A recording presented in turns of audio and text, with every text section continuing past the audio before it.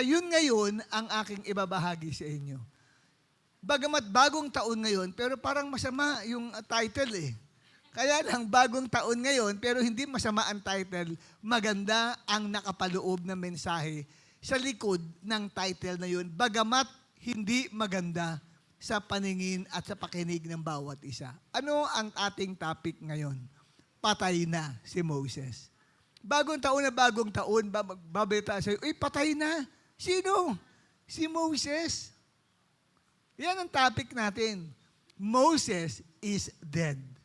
Sabi mo sa katabi mo, may bagong balita ako sa'yo. Patay na pala. Sino? Si Moses. Hindi yung kapitbahay mo. Hindi yung tatay mo, nanay mo, kaibigan mo, asawa mo. Si Moses ay patay na. Yan po yung binabasa ko kanina habang nag-aalmusal ako. Nung binabasa ko yan, John chapter 1 yan eh. Verses 1 to 9. Yan po ay gumuhit yan sa puso ko. Sabi ko, ang ganda ng mensahe nito ah. Sabi ko, maibahagi nga sa kanila. Kaya, sa loob ng 5 minuto, pinaspasan ko yung paggawa ng PowerPoint. Grabe. Buti na lang, kaliligo ko lang. Sabi ng misis ko kanina, hindi, magpunas-punas ka na lang. Ako, mahirap yun. Maraming tao doon. Baka mangamoy ako doon. Okay? So, Moses is dead. Basahin natin ang book of Joshua. Sabi, okay, ready na ba? Yan. Joshua chapter 1, verses 1 to 9. Nababasa po ninyo sa sobrang laki niya. Sabi, after the death of Moses, the servant of the Lord said to Joshua, the son of Nun, Moses' assistant, Moses, my servant, is dead. Now therefore, arise, go over the Jordan, you and your people, into the land that I am going to give them, to the people of Israel. Ano ba yun?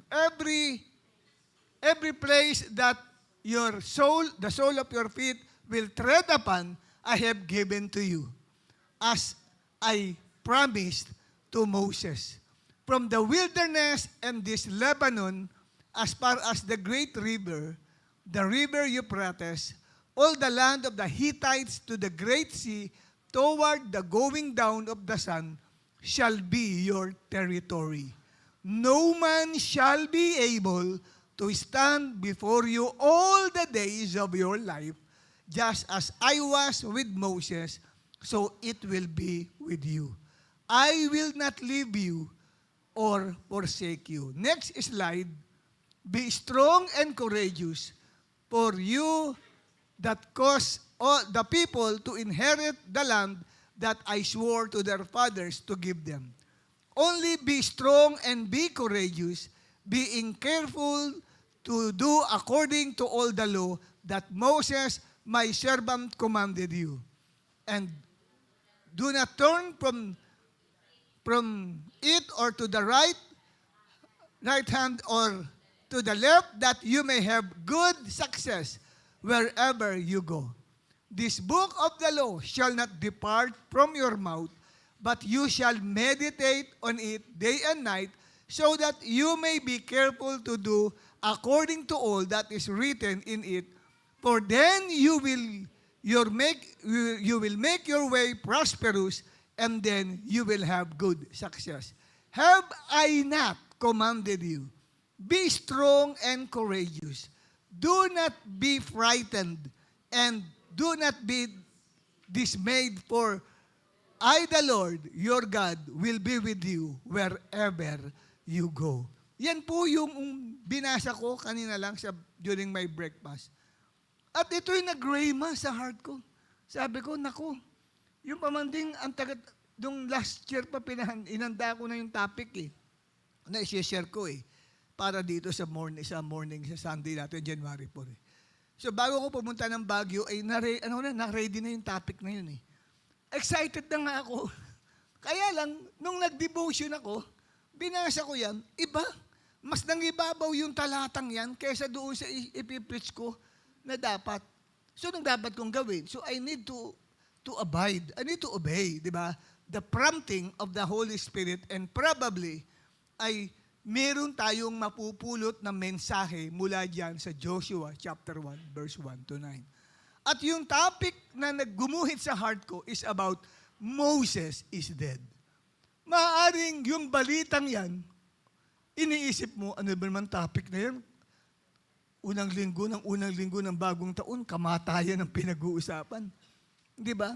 Wala namang relevance siguro sa akin yan. Sa tingin mo lang. Pero mamaya, bubuksan ng Diyos yung spirit of illumination sa heart and mind mo para maunawaan mo ang prophetic word ni Lord na gustong iparating sa iyo sa taong 2025. May prophetic message si God dyan sa Joshua chapter 1, verses 1 to 9. Sa mga Israelites, ang balitang patay na si Moses, napakalaking discouragement yun sa kanila. Why? Sapagkat yung idol nila, wala na. Yung ina-idolize ng mga Israelites na si Moses na naghati ng dagat na pula, na kung saan ay gumawa ng 10 kababalaghan sa lupain ng Ehipto. Si Moses na kanilang hinahangaan at pinagtitiwalaan ng kanilang buhay ay wala na. Nawala na yung ina-idol nila sa buhay nila. Yung sinusunod-sunod nila, yung sinusundan nila, wala na. Yung nagtataas ng kamay, pag nagtataas ng kamay, ang Moses na ito, nagtatagumpay sila laban sa mga Amalekites. Nawala na. Paano na ngayon sila magtatagumpay? Wala na si Moses. Patay na si Moses. At alam niyo po ba kapatid, hindi aksidente yan. Sapagkat mismong ang Diyos nagsabi kay Moses, Moses, mamamatay ka. Hindi sa sakit at karamdaman. Basta mamamatay ka at hindi ka makakapasok sa lupang pangako na pinangako ko sa mga Israelites. Ginamit kita para i-announce sa mga Israelites, dadaling ko kayo sa isang lupaing malawak, lupaing binubukalan ng pulot at gatas. Dadaling ko kayo sa isang lupain na iniingatan ng Diyos at sinusubaybayan ng kanyang mga mata. Ngunit hindi ka makakapasok, Moses, sa lupaing iyon. Alam niyo kung bakit? Sapagkat mababasa ninyo yan sa aklat ng Exodo, Kabanata 17. Dumaing ang bayan ng Israel. Tubig! Wala kaming tubig. Ang hirap na walang tubig sa bahay. Di ba? Mawalan ka ng tubig, naku po, hindi ka makakaligo. Hindi ka basta-basta makakapaghugas ng mga pinggan, makakapaglaba, at iba pang bagay na kailangan. Kaya ang mga tao, di ba, maghahanap ng tubig, dala-dala nila ang kanilang mga timba, at kahit saan makakuha ng tubig, basta meron. Nasa na natin na minsan na naputulan tayo ng tubig. Hindi man naputulan, kundi kumulang ang supply ng tubig dito po sa dam na nagsusupply ng tubig sa buong NCR. At alam natin, hindi tayo kampante lang na hindi tayo lalabas, hindi natin kailangan ng tubig. Lahat naghahanap ng tubig. Ganyan ka-importante ang tubig. Kaya nung time na yun, tubig! Sumisigaw ang mga tao ng tubig. Dumaing si Moses sa Diyos, Lord, yung bayang ito, nagagalit. Dinala mo ba kami, Moses, dito sa ilang para mamatay lang sa kakulangan ng tubig? Tubig! At ang sabi sa kanya ng Diyos, Moses, dalhin mo ang iyong tungkod. At pumunta ka sa lugar na ituturo ko sa iyo. May makikita kang isang malaking bato. Speak to the rock. Magsalita ka sa batong iyon at lalabas yun ng tubig at makakainom ang aking bayan. Di tinawag ni Moses ang buong bayan ng Israel. Halika kayo, sumunod kayo sa akin. Kayong mga matitigas ang ulo. Kayong mga reklamador. Konting hirap lang. Puro negative words na agad na lumalabas sa bibig nyo. Parang di nyo kasama ang Diyos. Halika kayo. At mamaya tinuro sa kanya ng Diyos ang malaking bato. Ano utos sa kanya ng Diyos? Speak to the rock. Ang ginawa niya, yung tungkod niya, pinalo niya ng 2 beses ang bato. At lumabas ang maraming tubig. Natuwa ang mga Israelites. Ngunit sabi sa kanya ng Diyos, Moses, Dahil dyan, hindi ka makakapasok sa lupang pangako. Dahil hindi mo ako ipinakilala na banal sa harapan nila. Tingnan ninyo, si Moses, hindi nakapasok tuloy physically doon sa promised land because he misrepresented God before the people. Bakit niya misrepresent? Hindi niya tama na pinakilala ang Diyos sa harapan ng mga tao dahil nagsalita siya ng mga laban sa kanila. At ang sabi ng Diyos, magsalita ka lang eh. Ang problema, pinalo mo 2 beses. Parang sa galit, ang titigas ng ulo niya, pak! Parang tingin niya sa bato, mga Israelites, na pinagpapalo niya ang mga ulo. No? Nevertheless, bumukal ang tubig at nakainom ang mga Israelites. So, tinawag yun na Meriba at Masa, ang lugar na yun. So, nakita ho natin, noong panahon ni Moses, ang mga tao reklamador. Ang mga tao, konting bagay lang, ay nagmumurmuring agad. Nagmumurmur. Na, ibig sabihin, nakangiti ang muka, pero ang puso, nagwawala. May kilala kayong ganun? Na, nimingiti sa'yo, pero yung puso niya, halos gustong sakaling ka. Pero nakangiti pa sa'yo, ay, okay, pero sa totoo lang, sana mamatay ka na. Yung mga ganun. Magandang pakitungo, pero sa loob-loob nila ay masama ang intensyon nila. Yan ang buhay ng mga tao ng panahon ni Moses. Ang mga tao, konting hirap lang na naranasan, daing agad sa Diyos, Lord, kasama ka ba namin? That is putting God to test. Nagka-problema lang nung hindi nakasama ang Diyos. Pero kanina lamang wala pang 1 minuto nung tumanggap ng blessing, Lord, napakabuti mo. Nung nabalitaan na may masamang bagay na nangyari sa mahal niya sa buhay, Lord, bakit? Ba't ganyan? Nagko-complain agad sa Diyos. Yan ang mga panahon ni Moses. Panahon ni Moses kung saan ang mga tao, konting hirap, ay mapagdaing agad. At ang panahon ni Moses, ang mga tao, gabi, puno ng unbelief. Hindi sila naniniwala sa Diyos. Bagamat nakikita na nila na may Diyos na kumikilos, still, andun yung unbelief sa heart nila. At sabi sa kanila ng Diyos, pupunta kayo doon sa lupang pinangako ko sa inyo. Nung magbalita ang 10 tiktik na sinugo ni Moses, na ang laki ng lupain, ay higante ang mga nakatira, ang mga pader ay napakatataas. Hindi natin kaya yun. Anong ginawa ng mga tao? Nagkaisa sila. Sasaktan nila si Moses at babalik na sila sa Egypt na pinanggalingan nila. Tingnan niyo yung mga tao. Nakalimutan nila, hinati ng Diyos ang dagat na pula. Nakita nila, pinaglaban sila ng Diyos sa kanilang mga kaaway. Tapos, nabalita lang na yung lugar na pupuntahan nila ay mga higante, yung mga nakatira. Ang mga nakatira doon ay matatapang, kumakain ng tao. Yung ganun ba? Ang mga nakatira doon ay grabe, ang tataas ng tore, di nila kaya.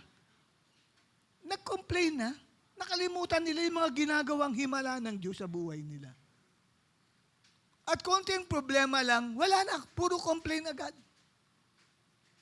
Tapos, nagko-complain pa sa leadership. Patalikurang nagsasalita ng laban sa leader nila, kay Moses at kay Aaron. Itong tribe ni Reuben, sabi nila, bakit napunta ang high priest kay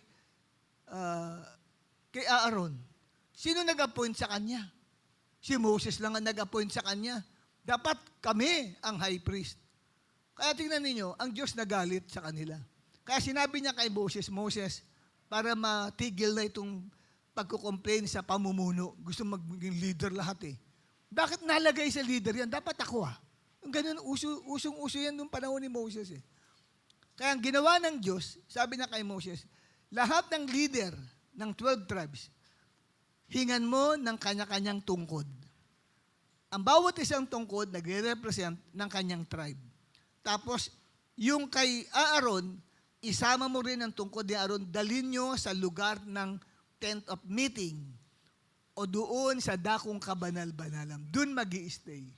Ang tungkod na nagkaroon ng buhay, na munga, hindi naman naka-attach doon sa ground, pero naka-attach sa Diyos, siya ang nagbunga ng almond fruit. At may mga sumibol na mga dahon. Saan kayo makakita, kapatid? Hindi naman naka-attach sa ground, pero sumibol. Kasi, sa natural, kung titigan natin, dapat pag yan ay tinanim mo sa lupa, tutubo yan. Pero hindi nakatanim sa lupa. Pag itinanim mo sa Diyos ang buhay mo, tutubo ka. Ang problema, itinanim sa lupa, hindi sa Diyos. Itinanim ang lupa, tayo'y gawa sa lupa. Amen? Nagdidepend ka sa tao kaya wala kang bunga. Pwede nagtatrust ka sa sarili mo lang. Kung sa leader ka, hindi ka nagbubunga, nadi-discourage ka kasi you trust on your own and not on God. Hindi naka-attach ka sa Diyos, naka-attach ka sa lupa kaya walang bunga. Ito, makita ho natin dito. Lahat ng yun ay tinipon ang mga labintatlo. No? Hindi, 12. Kasi kabilang sa Levite, sa tribe of Levi, itong si Aaron. Tapos, noong kinuumagahan, inilabas lahat ang tungkod. Ibinalik ang tungkod sa bawat isa. Walang nangyari. At mamaya-maya, yung tungkod ni Moses, may pangalan, tungkod ni Aaron, may pangalan yan eh. Nagulat lahat sila. Ito lamang ang tanging tinubuan ng dahon at namunga ng almond fruit. Nakonbinsi sila, hindi tao ang naghalal kay Aaron. Kasi si Aaron, pag pinili ka ng Diyos, nakatanim ka sa lupa ng Diyos. At magbubunga ka. Kaya, question, ba't hindi ako nagbubunga bilang cell leader? Nawawala pa. Hindi ka kasi nakatanim sa Diyos. Pag nakatanim ka sa Diyos, magbubunga ka. Hindi man magbubunga ka ng tao, magbubunga ka, kapatid, ng mga fruit of the Spirit, ng manifestation ng gifts of the Holy Spirit, magbubunga ka ng success. Magbubunga ka ng good fortune. Amen po ba? Yan po, kung ikaw ay nakatanim sa Diyos. Kaya itinanim ang lahat ng yun, kapatid, dito po sa tent of meeting, pero ang nagbunga ay ang kay Aaron. So napigil yung pong pagkukomplain ng mga tribe of Reuben dahil doon. Pero grabe, hindi pa rin natigil ang pagkukomplain sa leadership. Nangangarap ang bawat isa na maging Moses at maging Aaron. Si Lord ang naghahalal eh. Amen?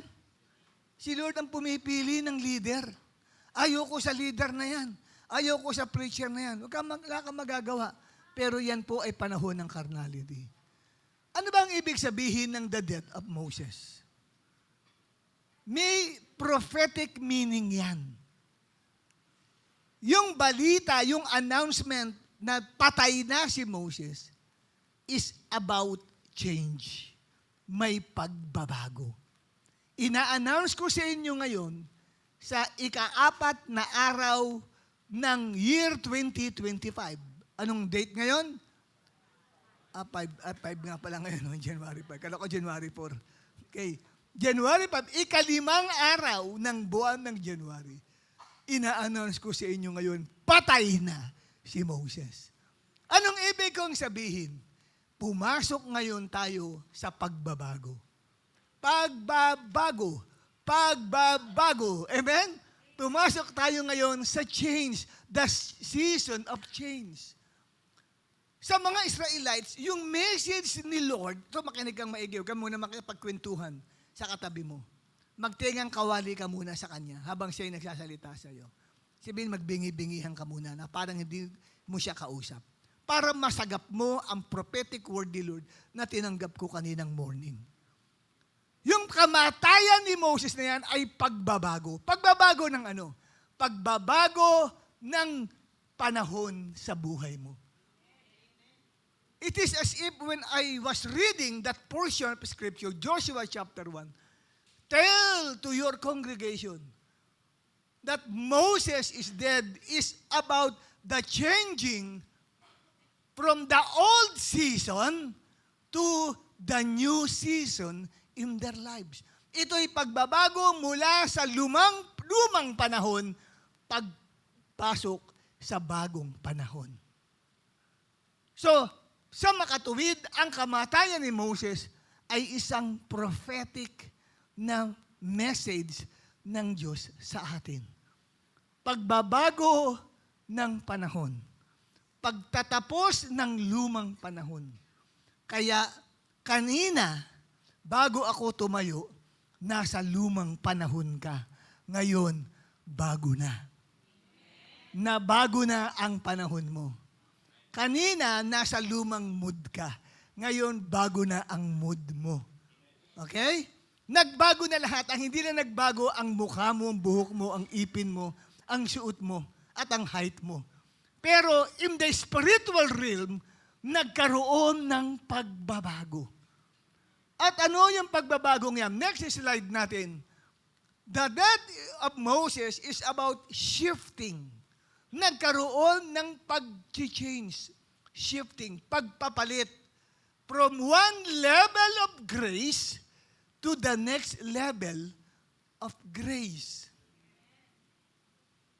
Nagkaroon ng pagpapalit. Parang ikaw nagkatabaho, shifting ka.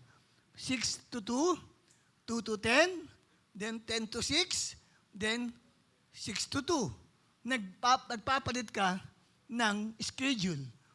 Itong kamatayan ni Moses ay pagpapalit ng baitang ng biyaya ng Diyos sa buhay mo. Merong kang ginagawang pagpapalit mula sa isang level patungo sa panibagong baitang ng biyaya. Paano mo tatagalugin ang biyaya? Tagalog na nga ang biyaya, Pero how do you translate the Tagalog biyaya in the Pinoy version? Sa Pinoy version, ang biyaya ay sobra-sobrang kabaitan ng Diyos. Ganun ipinaliwanag ang biyaya. Sobra-sobrang kabaitan ng Diyos. Last year, naranasan mo ang sobra-sobrang kabaitan ng Diyos. Pero, hindi doon nagtatapos. Dahil patay na si Moses, aakyat ka sa panibagong sobra-sobrang kabaitan ng Diyos sa buhay mo sa panahong ito. Nandun ka na nga sa sobra-sobrang kabaitan, umakyat pa ng panibagong antas. Umakyat pa ng sobra-sobra. Kung dalawa na yung sobra-sobra, dodoblohin yung kakwadroplohin yung sobra-sobra. Sige nga, gawin yung 4 na salita yung sobra-sobra. 1, 2, 3. Kabaitan ng Diyos. Kasi umakyat ka ng panibagong baitang ng kabaitan ng Diyos. Bakit ko nabanggit yan? Yung grace na yan. Ano bang date ngayon? Next slide natin. Para makita ito, akala na nagdolo ko ako. Yun muna. Bago yan yung 120 years old. Mamaya yan. Babalikan ko yan. Yeah, pagkatapos niyan, about the 5. 5 is a prophetic, hindi pa yan. Yan. 5 is a prophetic number which means grace. Biyaya. Yan po, kapatid, hindi po yan gawa-gawa na mag-iimbento ka 5, magandang ano rito ay grace. Hindi po. Yan po, kapatid, ay talagang nakatakdayan. At ang babatayan mo lang ay meron kang knowledge about the Hebrew grammar and Hebrew alphabet. Kung wala kang knowledge doon, you cannot understand that 5 speaks about grace. According sa Hebrew alphabet, ang bawat Hebrew alphabet ay may corresponding meaning, yung alpabeto nila. And it has a corresponding numerical value. Like Aleph. Letter A yun sa Hebrew alphabet. Ang katapat ng numerical value is 1. At sa Hebrew alphabet, kung ano yung letra, yun din ang bilang. Kung ano yung bilang, yun din ang letra. A is 1, 1 is A. Parehas yun. Pero sa atin, yung English alphabet natin, tsaka Filipino alphabet, yung A natin, hindi automatically ang ibig sabihin ay isa. Magkahiwalay. Pero sa Hebrew alphabet and Hebrew numbers, same sila and equal. A is 1, Aleph is 1, and 1 is Aleph. Ang letter B nila, pinopronounce as Beit, meaning house. At ang numerical value ay 2. At ang ikatlo, letter G, sa Hebrew alphabet ay Gamel. Doon ang galing yung salitang Camille, no? Gamel. Na ang numerical value ay 3. Na ang kahulugan ng gamel ay camel. Camelyo.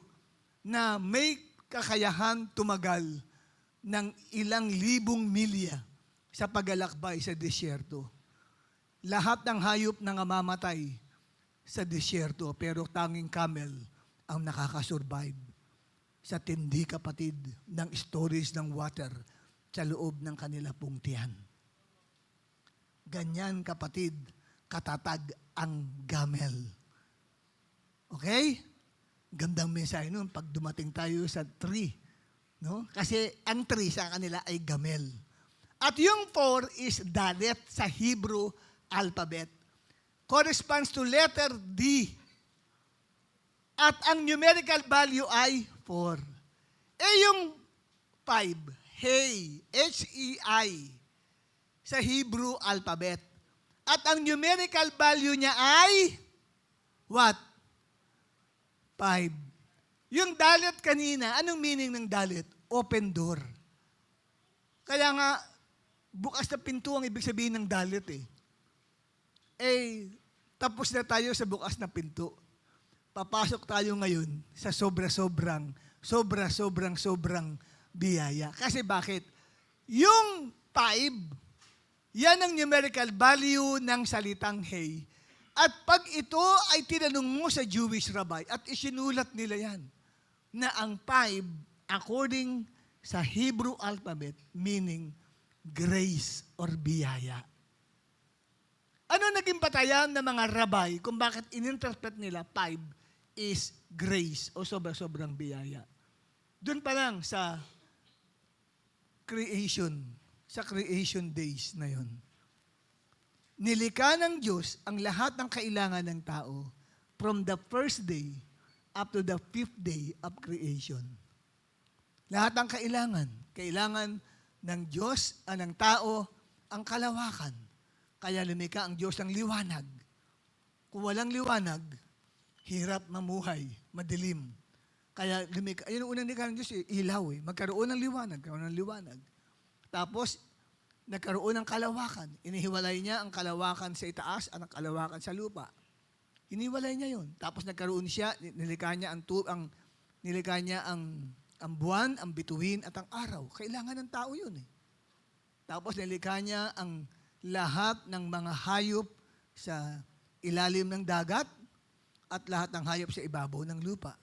Pati mga puno, mga halaman, nilikha ng Diyos. Amen? Nilikha niya ang lupa. At pagkatapos, sa kanya nilikha ang tao. Kasi kung wala pang lupa, nilikha niya ang tao. Saan istay ang tao? Nasa ere. Di ba? Hindi pwede. Kaya lahat ng needs ng tao, pinrovide na ng Diyos sa loob ng 5 araw. And that is sobrang biyaya ng Diyos. Yun ang interpretation ng mga Jewish rabbi. Hindi interpretation ni Perdibaga yan. Hindi galing sa akin yan. Galing yan sa interpretation ng mga Jewish rabbi. Doon sa kanilang book na Talmud. May mga commentary sila doon. Sa book of Genesis na yon. Sa book of Torah nila. Yes, nandun po yun.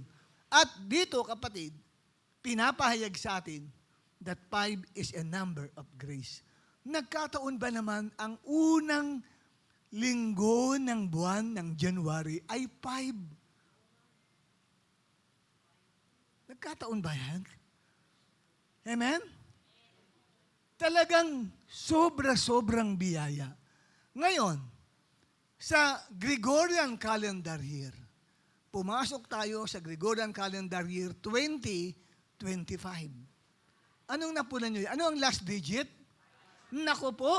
Ngayon, paano mo isusulat ang double sa numero? 2. Amen? Alam nyo po, itong year 2025 is the year of double grace. Yung double, dinoble pa. Alam mo ba yun? Maring hindi mo nare-recall yan. Kaya pala dinala ko ng Lord para baguhin ang mensahe. Kasi alam ni Lord, may dadalo rito na nakatakda niyang pagpalain sa year 2025. Ito ang, wag ako i-judge ng wife ko dito. Pero ito ay dumating sa akin. Whoever comes physically this morning will experience this double grace sa buhay niya. Amen? Kasi, tingnan niyo, basahin yung 2025. Yung 2, wag mong basahin 2. Sabi mo, double yun.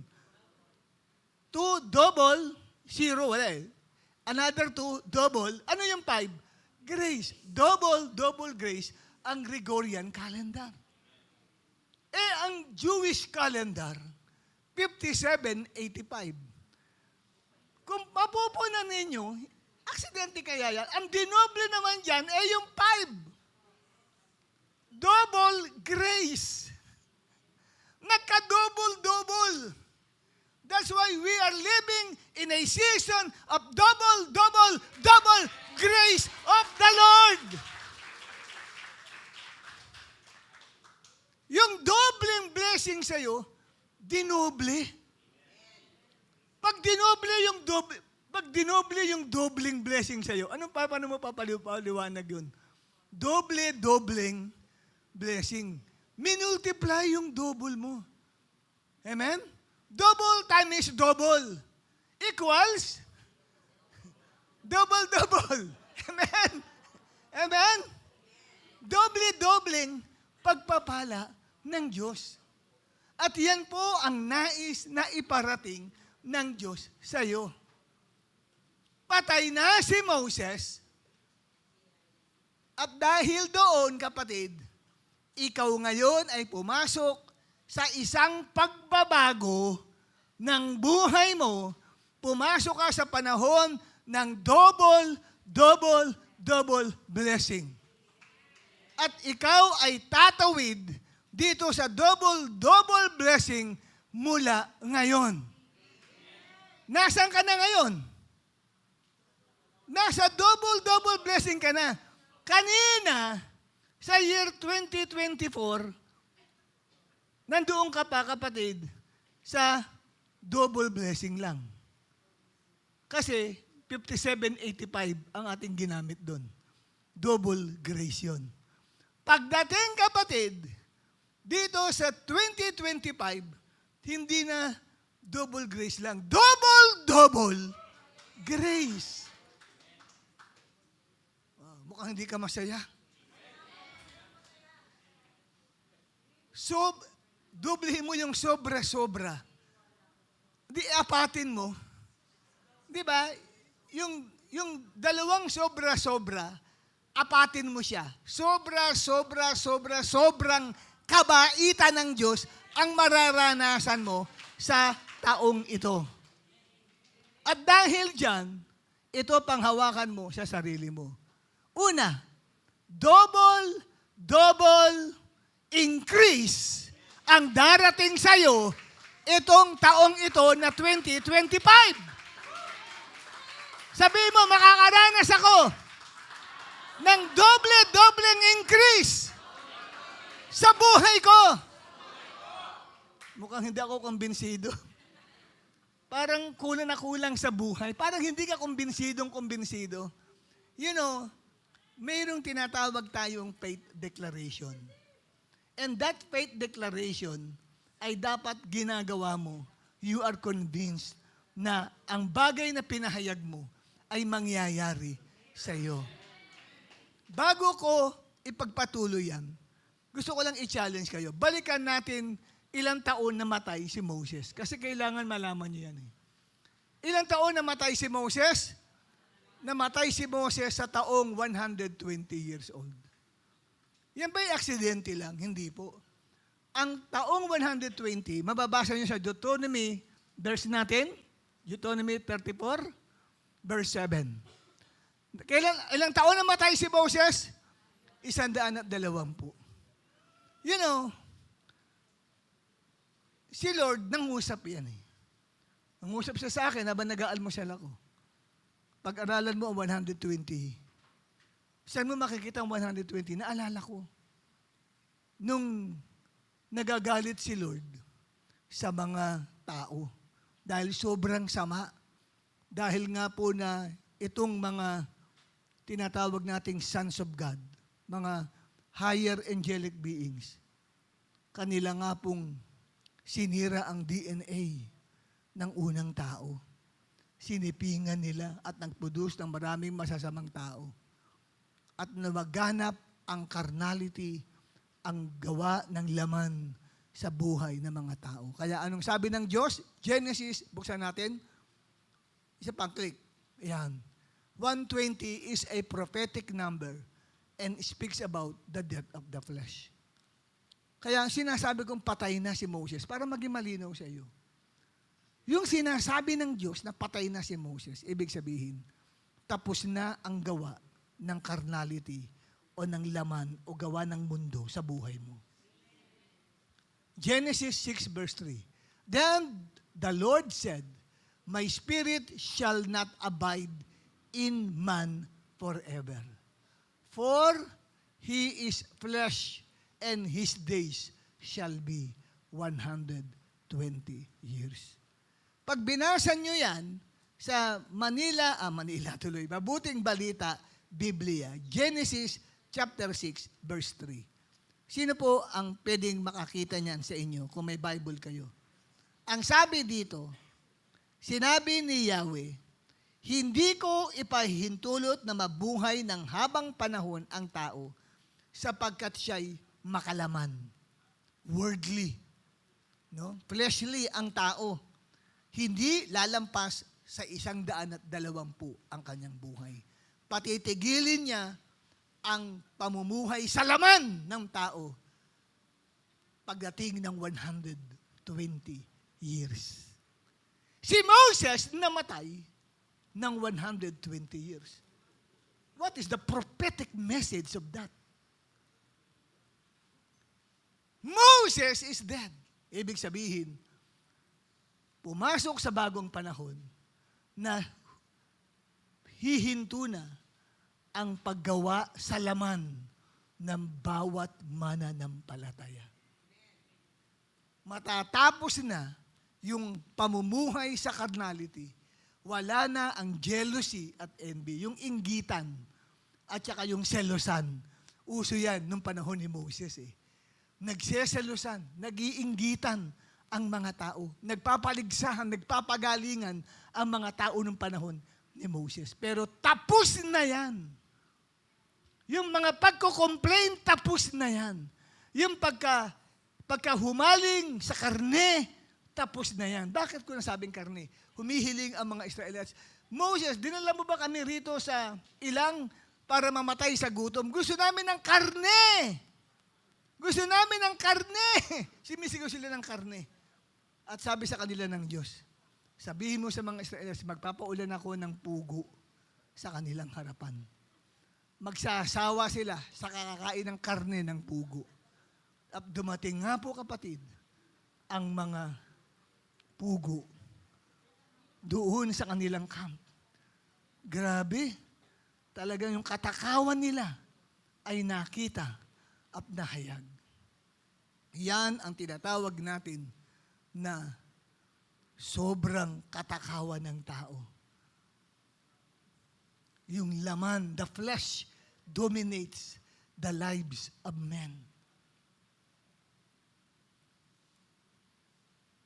Pero sabi ng Diyos, Moses is dead, which speaks about a prophetic gesture that the end of the flesh has come. Patay na ang gawa ng laman sa buhay ng tao. Ganon din sa buhay mo.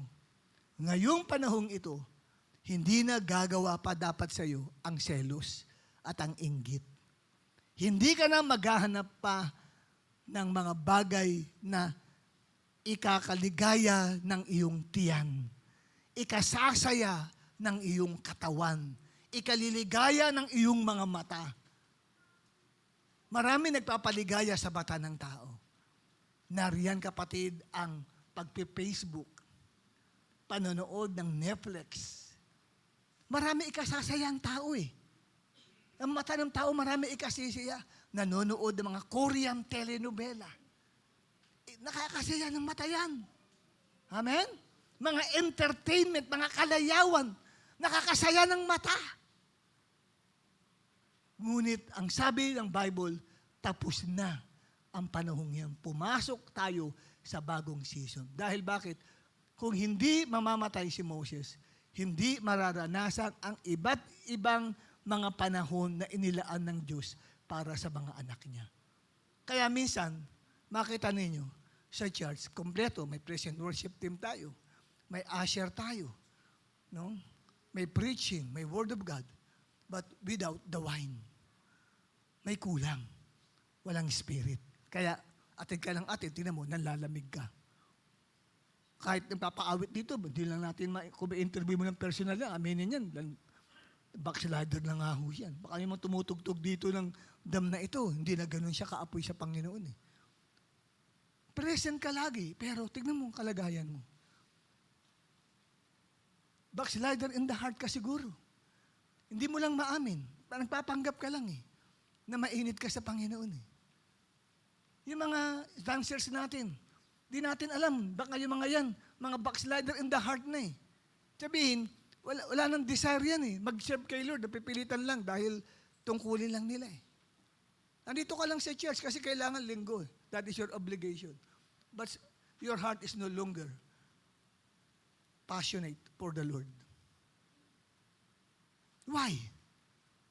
Because your life is dominated by the flesh. Ang buhay mo ay napangingibabawan ng gawa ng makalamang bagay. Nakuha nyo? Kaya mininsayan ako ng Diyos. Pinakikita sa akin ng Lord, tandaan mo, 80% ng congregation ay nanlalamig ang kanilang puso sa Panginoon. And tell them that Moses is dead. Ngayon, papatayin ng Diyos ang gawa ng laman na yan sa buhay ng bawat isa na mag-open sa prophetic word na ito ng Panginoon.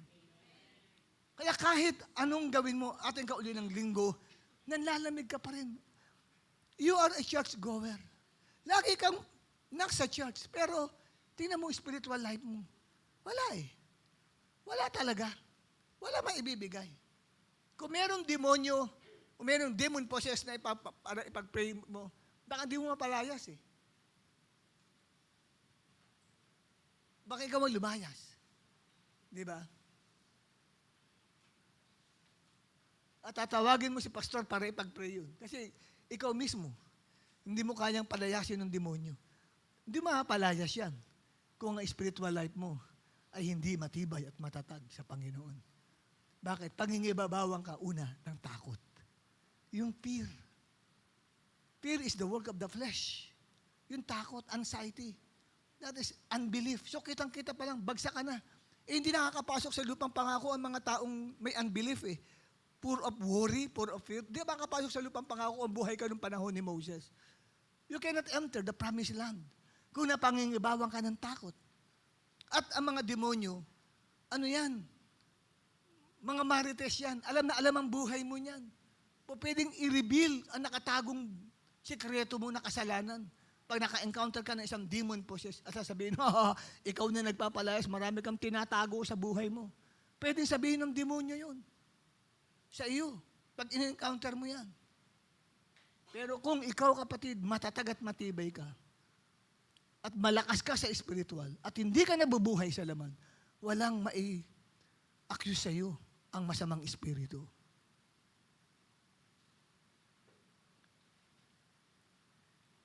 How I wish na magdala tayo ng isang demon pa isa sa inyo, sige, deliverance mo yan, pananood kami sa iyo. Paano mo siya i-deliver? Pag hindi mo na-deliverance yan, may problema ka sa spiritual life mo. Minsan yun ang testing eh. Sabihin, kaya ka takot kasi baka alam mo, hindi ka karapat-dapat. Marami kang mga sins na nakukomit sa Panginoon. Ang dami mong pagkukulang sa Diyos. Hindi po pwede nabubuhay ka sa fornication at ikaw kapatid, o na ikaw ay nabubuhay sa masturbation, nabubuhay ka sa panonood ng mga malalaswang pelikula at magdi-deliverance ka ng tao. Naku, babultahan ka ng demonyo dyan. Sabihin sa'yo, ikaw naman, pagkakampi tayo eh. Magkasama tayo eh. Di ba? Palamura ka pa. Naku, hindi ka, talaga ang demonyo, hindi aalis yan. Sabi sa'yo, kakusa, ako naman, kinakas out mo ko dito, kakusa kita eh. Di ba? Nakita ninyo, kapatid, na itong Moses is dead. It is about the death of the flesh, kamatayan sa gawa ng makamundong bagay. At dahil po dyan, kapatid, tingnan ninyo ang sinabi ng Panginoon sa kanila. Arise and go. Joshua, arise and go. And cross over to the Jordan River, to the land which I have promised to you. So, kitang-kita na po natin dito, mga kapatid, na kailangan may pagpapalit ng panahon. Just what I have said a while ago, Moses is dead speaks about change. It is a changing or ending of the old season in your life. Pagtatapos ng lumang buhay mo, lumang panahon, at papasok ka sa isang bagong panahon. At dilarawan yan, pinaalala sa akin ng Lord, ang year 2024 and 2025. Nag-crossed over tayo. Crossed over mula doon sa year 2024, pumasok sa year 2025. Dapat iba ka na. Hindi New Year's resolution ang nagpabago ng buhay mo. But it's the power of God. Kapangyarihan ng Diyos ang magpapabago ng buhay mo. It's not the New Year's resolution. Ang dami ng ginagawang New Year's resolution ng tao, hindi nababago ang buhay. Hindi nababago ang puso. Ngunit, tignan ninyo, from 2024 to 2025, ngayon pasok tayo sa year 2025. Balikan natin yung Gregorian calendar year. Sige, pakibalik yan. Yan.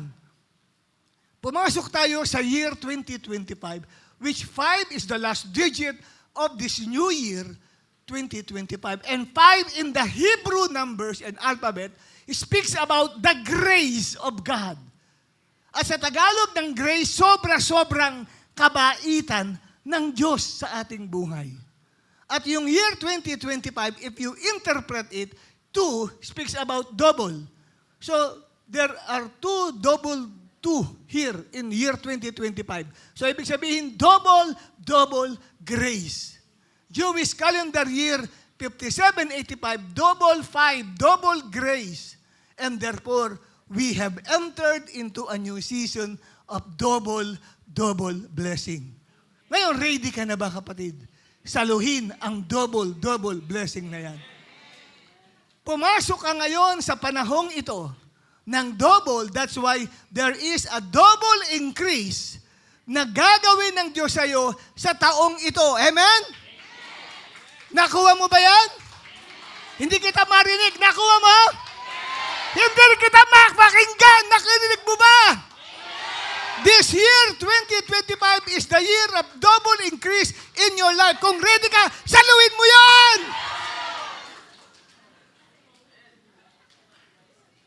Kailangan sampatayan mo yan. Kasi tapos na ang panahon ng Moses generation sa buhay mo. No longer nalalakad ka sa laman. Tinatamad akong tumalon eh. Laman yan! Kailangan lumakad ka sa pananampalataya. Amen? Saluhin mo Dahil sa Moses generation, alam niyo po, namatay na si Moses, pagpasok yan sa spiritual maturity. Ang sabi ng Hebrews chapter 6, verse 1 to 3, iwan na natin ang mga elementary teachings about Christ. At isa doon sa pinaiiwan, yung pagpapatong ng kamay. Laying on of hands. Bakit? Kasi elementary yun. Parang ganito. Kung iniisip mo, i-bless ka lang ni Lord, pagpapatungan ka ng kamay ng pastor. Kaka lang tatanggap ng blessing. When someone who is in authority will lay hands on you, you will get a blessing. That is elementary principle. Ang sabi sa Bible, let us go on to maturity, living the elementary principles about Christ. Iwan mo na yung elementaryan yan. Huwag mong isipin na tuwing papatungan ka na ng kamay, saka ka lang mapagpapala. Hindi na. Kahit walang pagpapato ng kamay, nakikinig ka lang at yung pong dinideclare na yan ang magkakaroon ng impartation sa buhay mo, even without laying on hands. Ibig sabihin, graduate ka na sa elementary level ng iyong pananampalataya. Ikaw ngayon ay nasa maturing level ng iyong faith kasi hindi man ako pinatungan pero na-impartan sa akin ang tinatawag na double increase sa buhay ko. At yung nagiging point of contact natin, pagbato kong ganyan, sinasalo mo siya by faith. Yun po yun. Hindi yung, kahit saluhin ko yan, kailangan lang patungan ako ng kamay. Pastor, ang kamay ninyo, may ganun eh. Gumaya tayo sa centurion. Ang centurion, grabe. Hindi naman nag-a-attend ng Christian fellowship, pero nasa maturity level of faith siya. Nung may sakit ang kanyang servant, sabi niya kay Jesus, Lord, please heal my servant. My servant is about to die. And he's suffering from sickness. Anong sabi ni Jesus sa kanya? Okay, I will go to your house. No, Lord. Do not go. Do not come to my house. Just say the word, and my servant will be healed. You don't need to lay your hands on him. Grabe. Hindi mo dumadalo sa fellowship. Hindi naman uma-attend ng Christian fellowship. Hindi naman nag-aaral sa Bible school. Pero nasa maturing level na ang kanyang pananampalataya. Hindi na siya nangahawakan na kailangan ipatong pa ang kamay.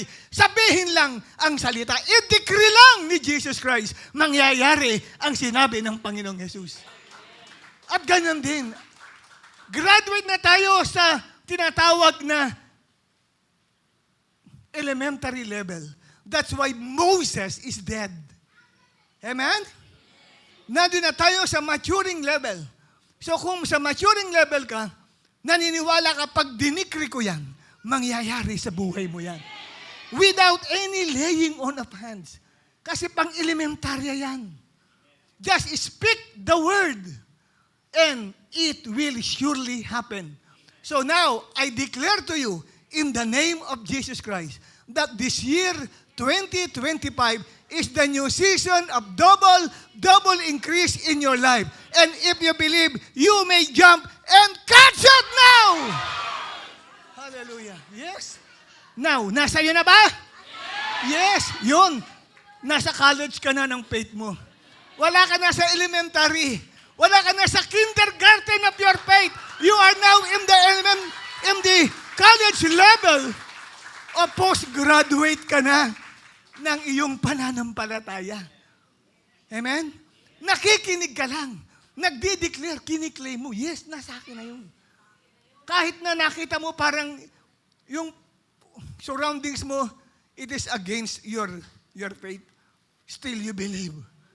That is a post-level graduate of faith ka. Wala ka na sa elementary level na kailangan pang patungan ka ng kamay. Another thing, kapatid, na double blessing is the double promotion. Itong taong ito, year 2025, you will experience the double promotion. If you believe, you may jump and catch it now!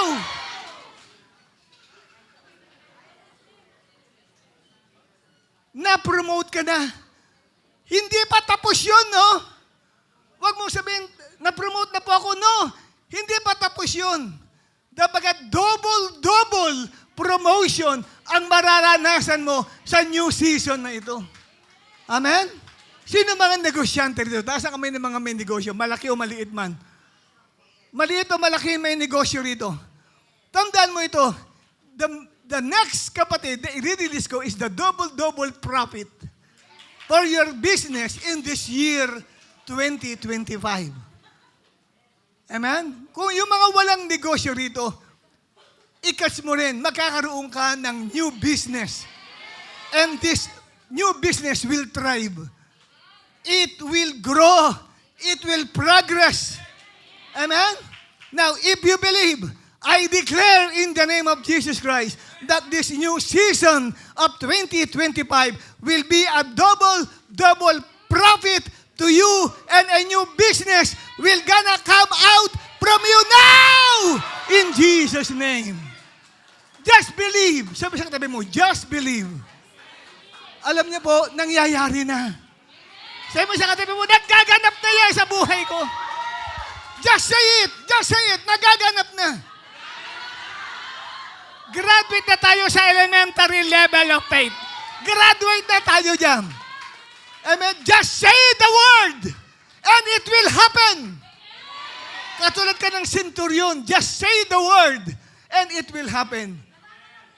And sabi ng Bible, and at that time, nang umuwi yung centurion, natagpuan nga niya na ang kanyang servant ay galing na. Amen? Ang kanyang servant ay galing na.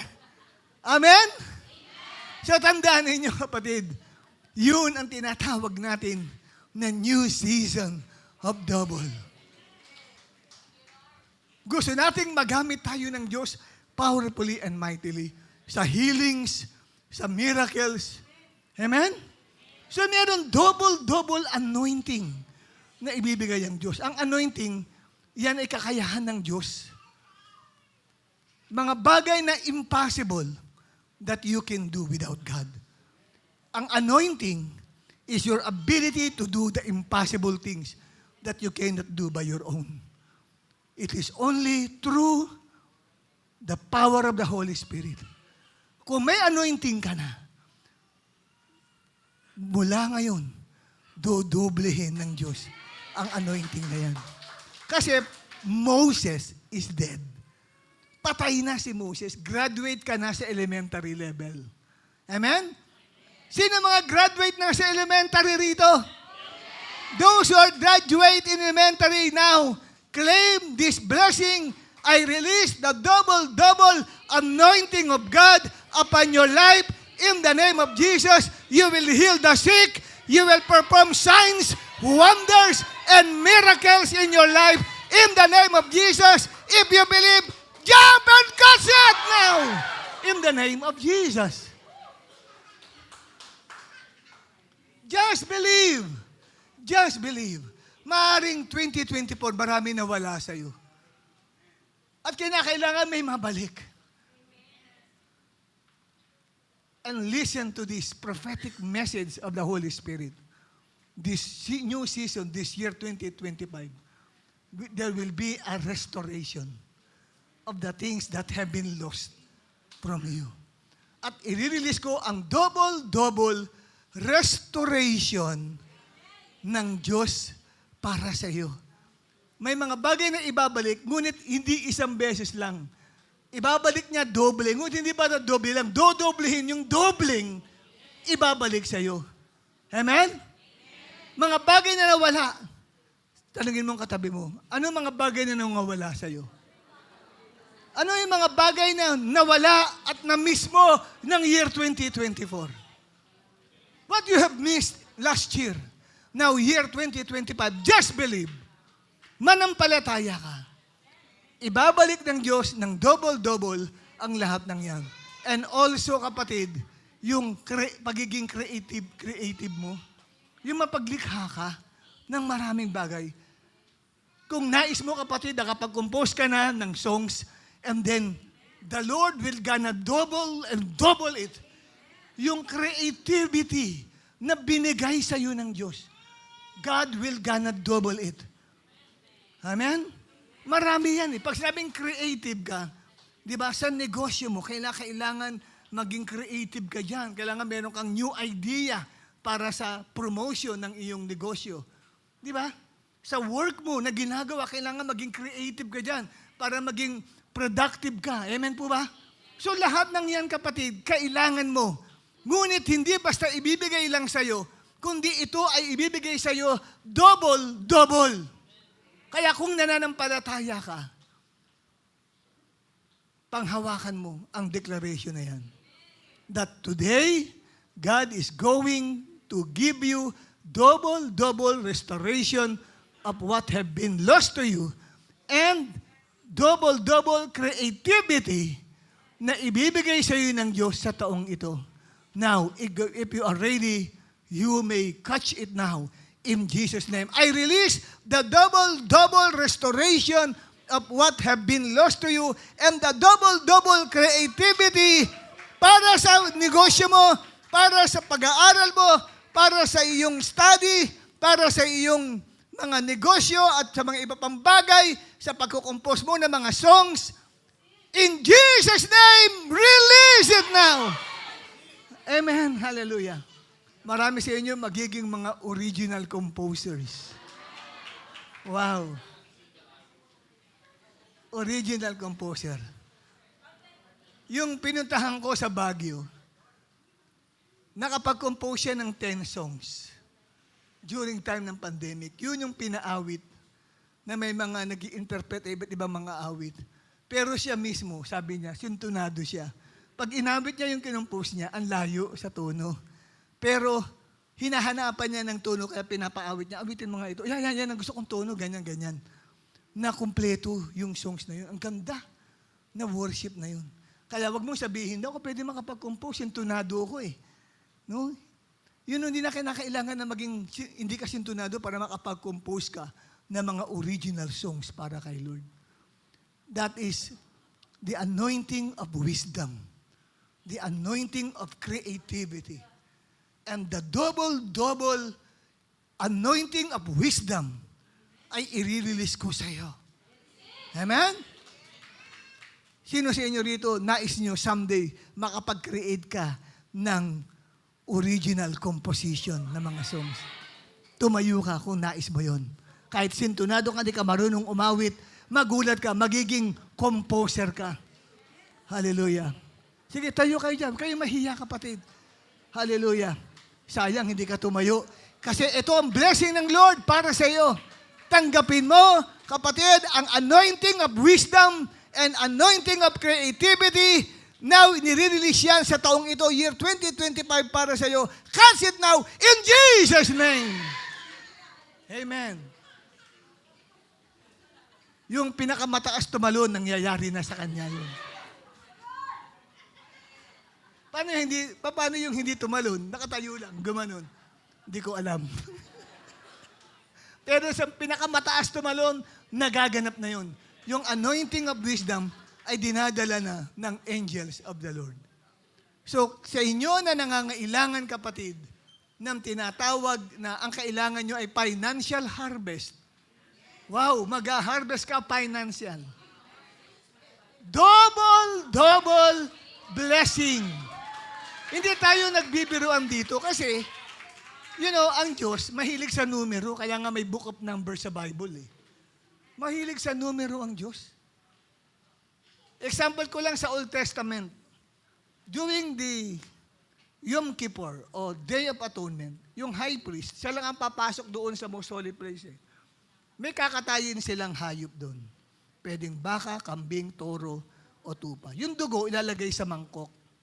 Papasok ang high priest doon sa tinatawag na most holy place to offer a blood of the animal.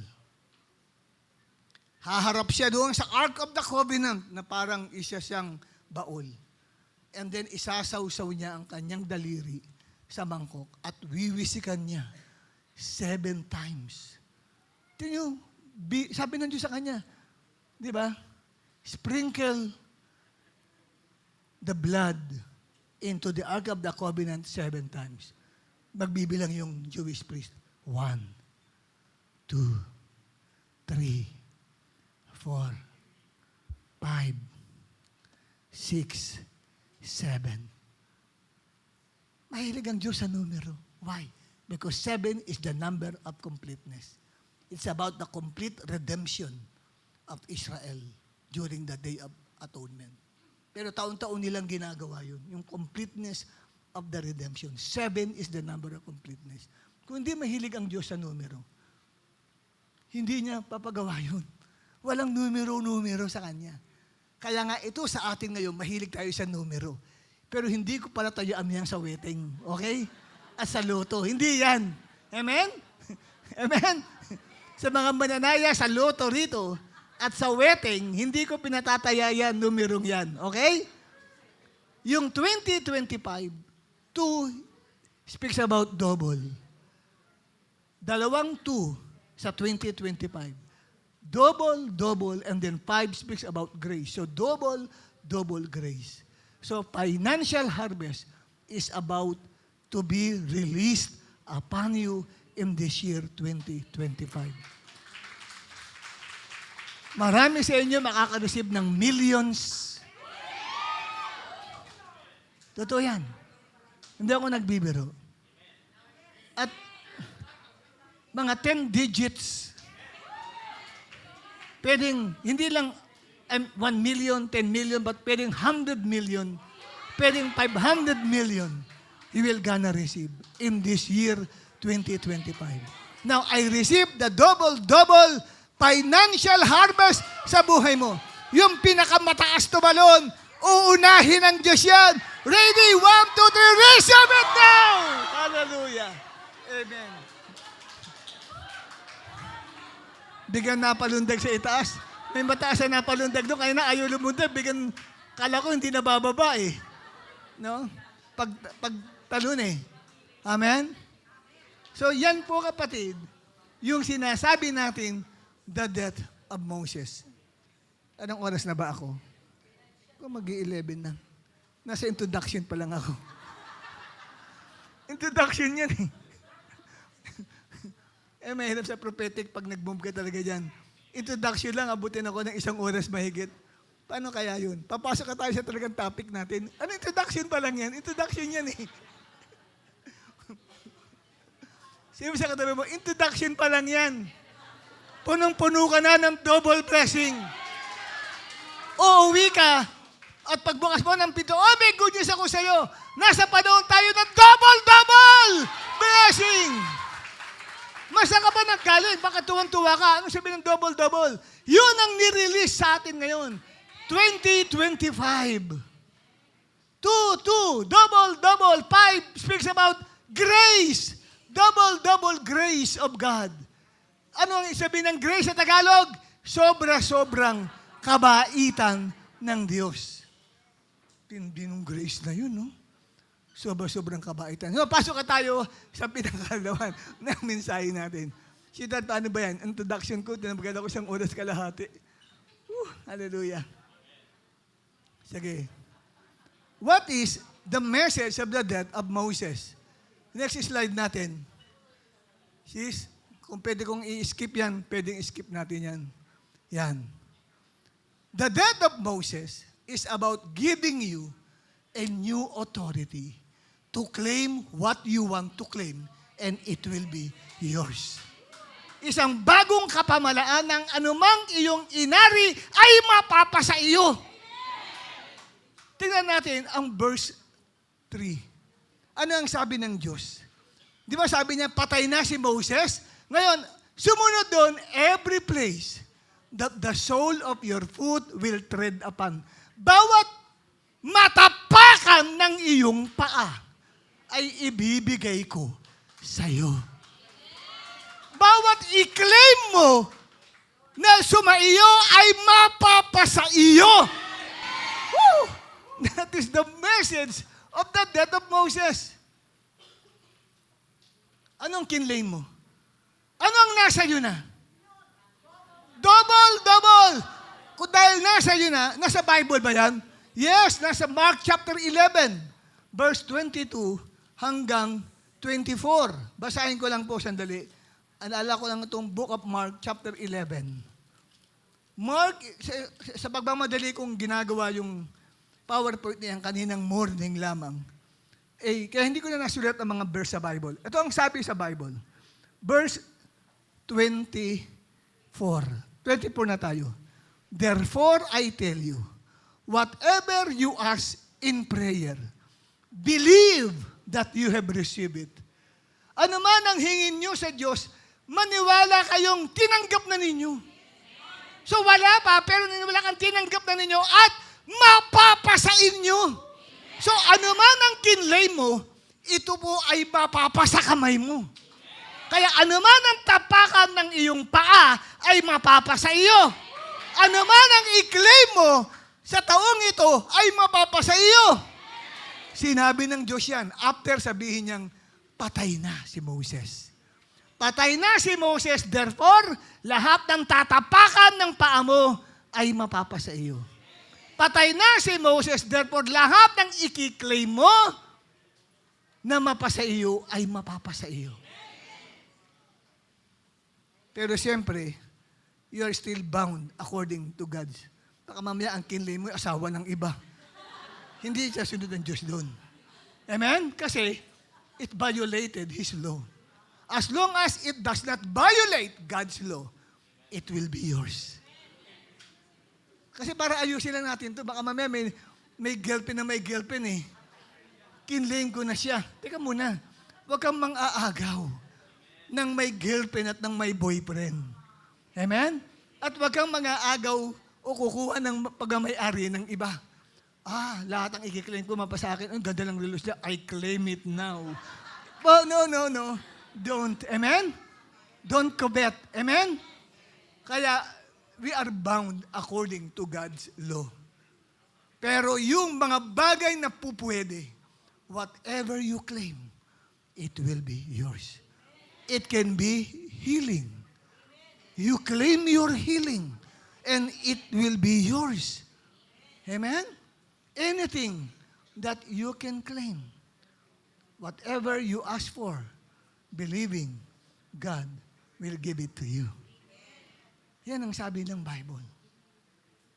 Yan ang isa sa mga mensahe, patay na si Moses. Next slide natin. The death of Moses is about expanding your territory. Wow, pinapalawak ng Diyos ang iyong teritoryo. Amen? Ano ang sabi diyan, kapatid? From the wilderness and this Lebanon as far as the great river, the river Euphrates, all the land of the Hittites to the great sea, toward the going down of the sun, shall be your territory.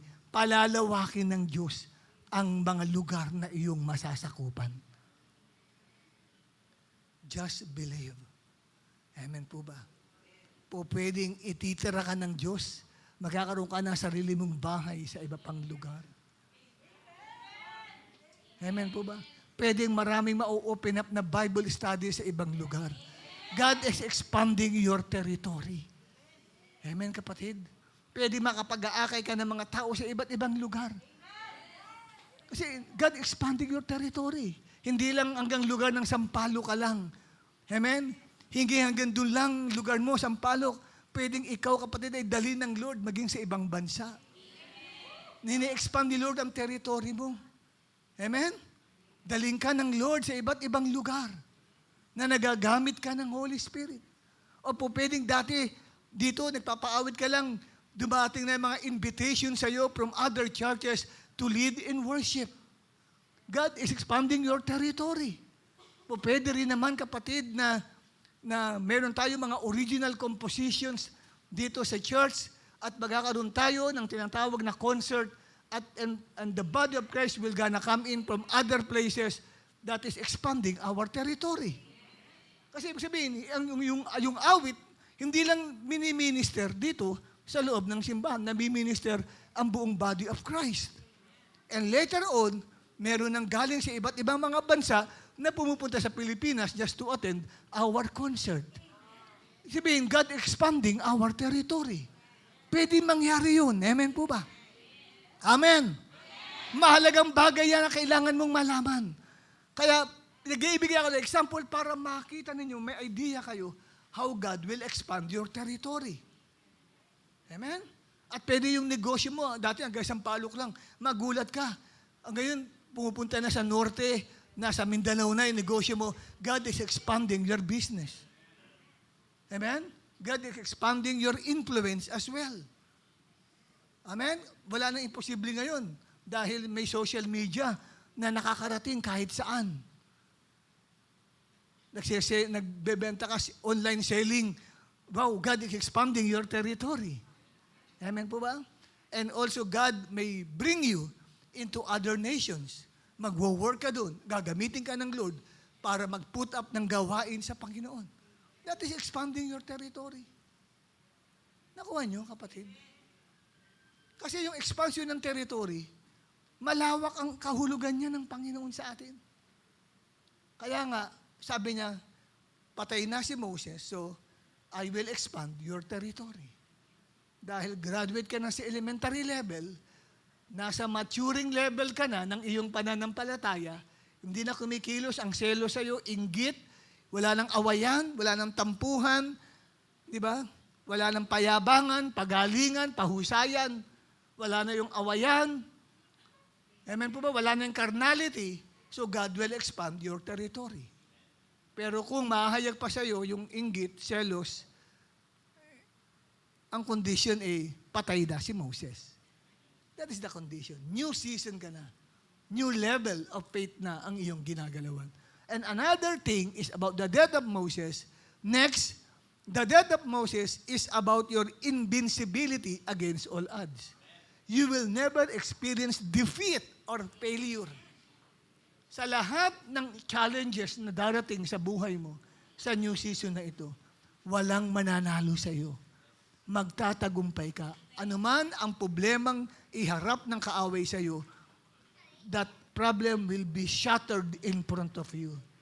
It will be destroyed in front of you. Anong sabi ng Diyos? Because Moses is dead, no man shall be able to stand before you all the days of your life. Just as I was with Moses, so I will be with you. I will not leave you or forsake you. Hallelujah. Patay na si Moses, kaya ngayon, kapatid, you'll become invincible. You cannot be defeated by anyone. Last year, talunan ka. Grabe, halos gusto mo lang magpakamatay. Discouraged ka. Hopeless na hopeless ang tingin mo sa sarili mo. Pero ngayon, nabago. Patay na ikaw. Sabi sa katabi mo, patay na ikaw. Patay na si Moses. Patay na ang lumang panahon mo. Nasa bago ka ng panahon. Bago na ang iyong mood. Bago na ang mindset mo. Amen? At dahil dyan, kapatid, you'll become invincible. You will never be defeated by the problems and the trials.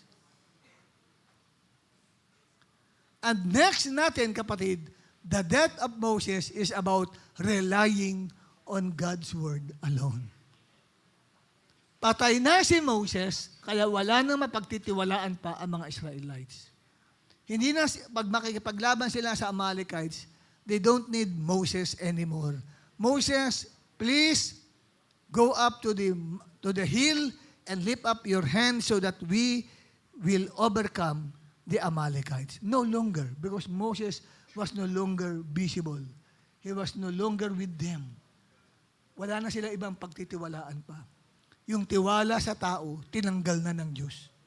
Yung trust and dependence sa tao, tinanggal na. That's why Moses is dead. Iba na ngayon ang pagtitiwalaan ng new generation na na-raise up ng Lord. Hindi na si Moses, hindi na sa tao nakadepende, kundi sa salita ng Diyos. Ano ang sabi ng Diyos? Verse 6, be strong and courageous, for you shall cause these people to inherit the land that I swore to their fathers to give them. Only be strong and very courageous, being careful to do according to all that the law that Moses my servant commanded you. Do not turn from it in the right, do not turn Do not turn from it to the right hand or to the left, that you may have good success wherever you go. Huwag kang lilihis sa mga salita ng Diyos upang ikaw ay mag-succeed. At dahil dyan, next slide natin, verse 8, this book of the law shall not depart from your mouth. Yun ang biniling sa next generation after the death of Moses. This book of the law shall not depart from your mouth, but you shall meditate on it day and night, so that you may be careful to do according to all that is written in it, for then you will make your way prosperous, and then you will have good success. Maraming tao naghahanap ng paraan para maging prosper at successful ang buhay nila. Di nila nalalaman yan ang sikreto, ang salita ng Diyos. For you to succeed, you need to believe on the Word. Apply the Word in your life. Verse 9, have I not commanded you, be strong and courageous. Do not be frightened, and do not be dismayed, for the Lord your God is with you wherever you go. So wala na silang iba pang pagtitiwalaan kundi ang Diyos. Tinatanggal ang superstar mentality sa new season. Patay na si Moses, kaya yung mga nag-idol pa kay Moses, huwag nyo nang i-idol. Semento kayo sa salita ng Diyos. Hindi na uso ngayon ang superstar mentality. Yung pride, gusto mong ikaw ang makilala, gusto mong ikaw ang sumikat, gusto mong nakawin ang glory ng Diyos. Hindi na po pwede yun. Because God will not give His glory to anyone, neither His praise to idols. Hindi niya ibibigay ang kanyang kalwalatian sa kanino man, kundi sa kanya lang ang kalwalatian. Walang magkiklaim na pag wala ako sa church na ito, wala na, hindi na mabubuhay ang church na ito. No! Wala na nga si Moses pero nagpatuloy pa rin ang congregation ng Israel. Sabi ng Diyos, wala na kayong pagtitiwalaan pang tao, ang pagtitiwalaan lang ninyo ay ang aking salita. The Word of God. Kaya wag mong iisipin, pag wala na ako sa Bible study na yan, guguho ang Bible study na yan. Para ba nakadepende sa'yo ang lahat? Ang galing mo Di ba?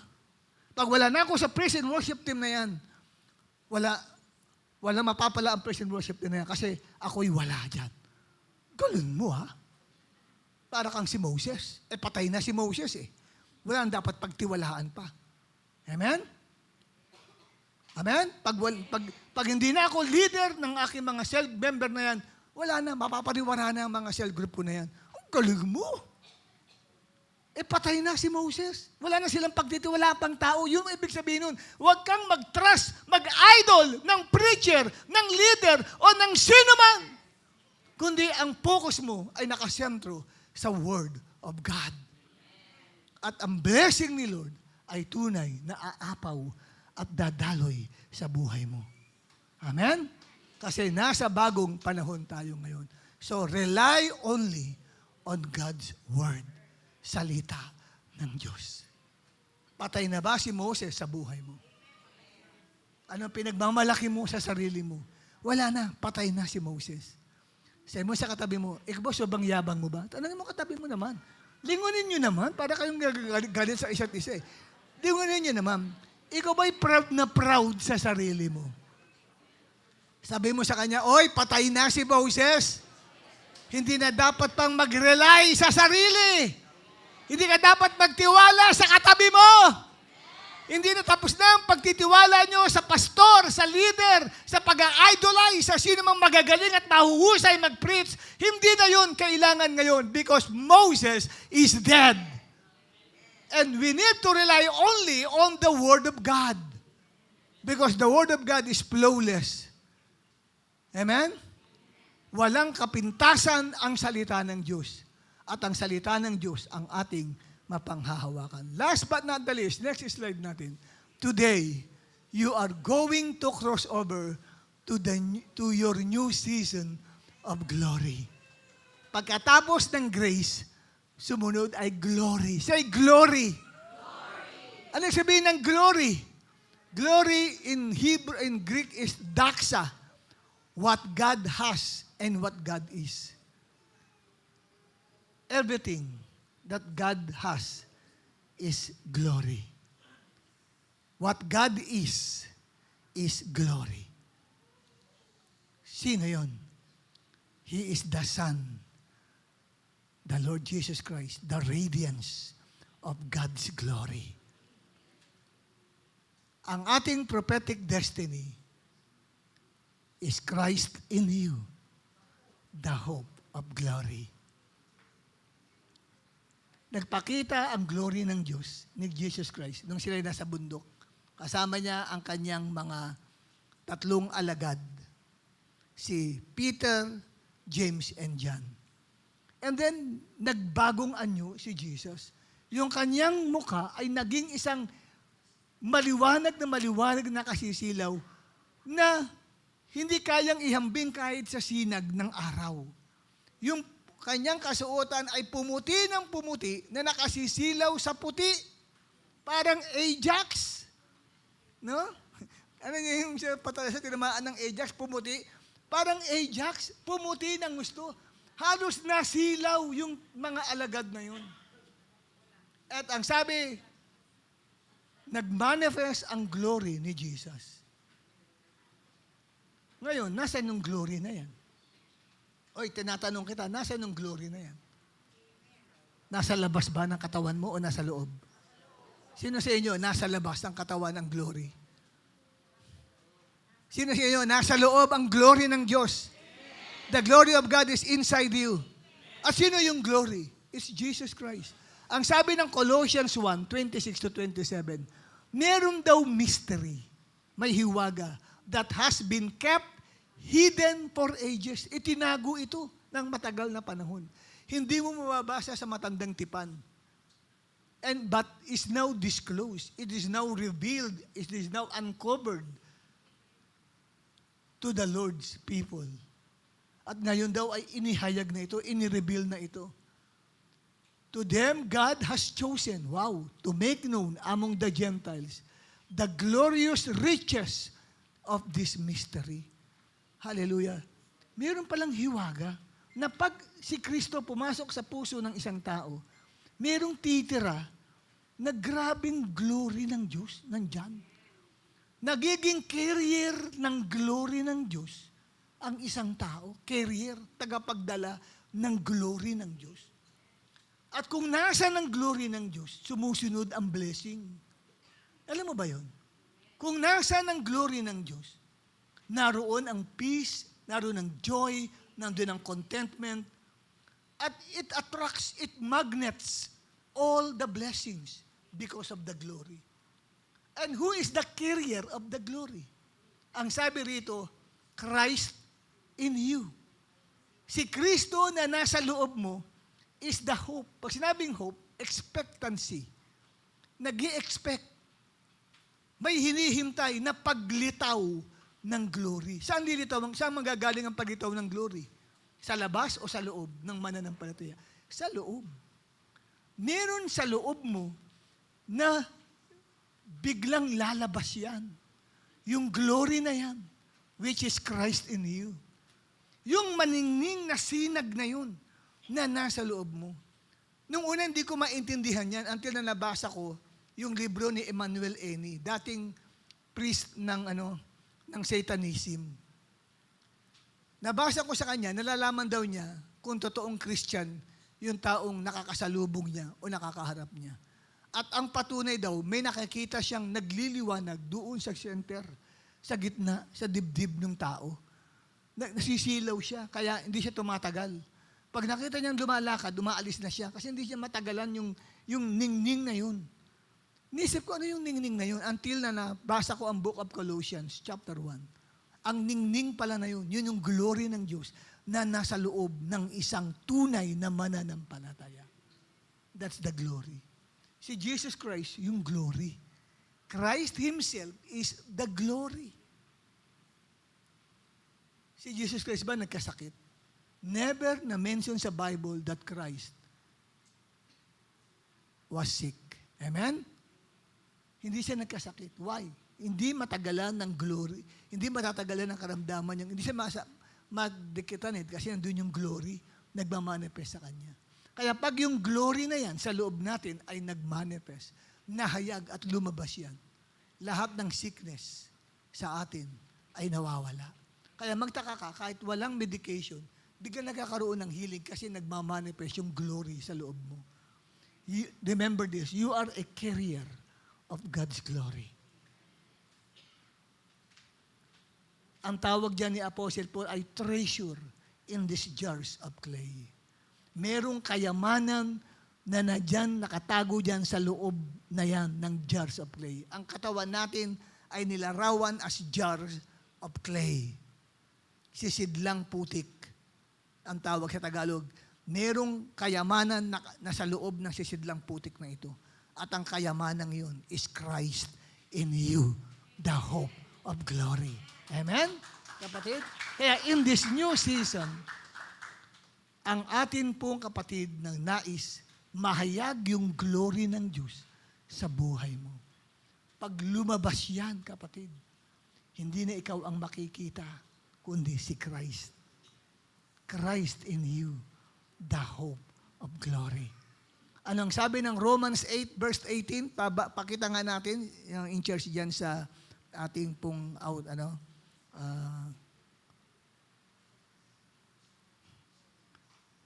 Romans 8:18. Ano ang sabi? For I am fully persuaded that the sufferings that we encounter in this present time is not worthy to be compared with the glory that will be revealed. Hindi to us ginamit, but in us.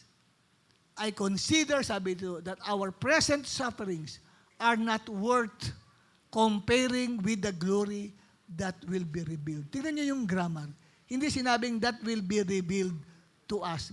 Sabihin yung glory, pag sinabing to us, mula sa labas, papasok sa atin. Kundi that will be revealed in us. Mula sa loob, papalabas. Yung glory, mahahayag, mula sa loob natin, papalabas. Amen? Grabe yung glory na yan. It can be miracles, healing, anything. At example niyan ay si Peter. Magulat kayo bakit yung anino ni Peter ay nakapagpapagaling. Kasi nagmanifest yung glory from within him, si Christ. Kaya kahit yung anino niya, lahat ng may sakit, madaan nila ng anino niya, lahat ng mga demon possessed, hindi na pinagpipray, gumagaling because of the glory. Hindi lang siyang meron nun. Sabi ng Colossians, Christ in you, the hope of glory. That's why you are precious. Wag mo sasabihin, wala akong kwentang believer. Nadi-discourage ka. No, you are carrier of God's glory. Amen? There is a spiritual magnetic anointing na nasa iyo. If you are a carrier of God's glory, na ma-magnetize mo lahat ng blessing because of the glory. Amen po ba?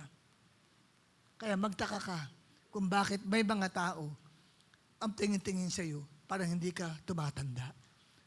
Tingin sa iyo, pag nakita ka, wow, grabe, sabi sa iyo, hindi ka tumatanda. Tingin sa iyo ng mga tao yun, Bakit? Because of that glory na nagmamanifest sa iyo. Pero partial lang yun. Hindi pa yun yung talagang manifestation ng glory na hinihintay natin. Hallelujah. Amen? Yung glory na yan ng Diyos sa iyo. Sige, sample natin. Talagang may glory sa inyo. Yung mga kamay, ipagtapak mo. Huwag ididikit. Konti-konti. May mararamdaman kayo. Na iba sa inyo, mainit. Parang minsan, parang may kuryente. May ground. You know why? Because there's glory inside you. May power inside your body.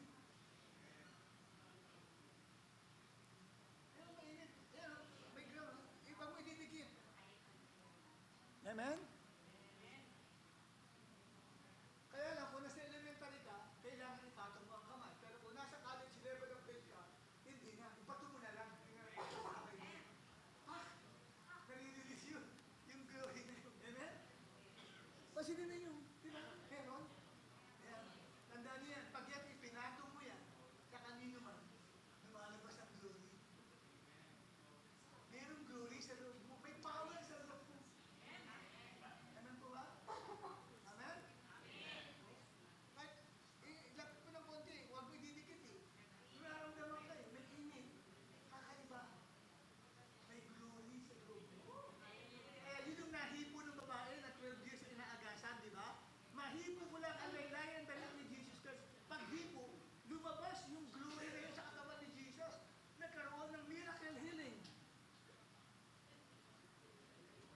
Ano nakakapag-release sa glory natin? It's our faith.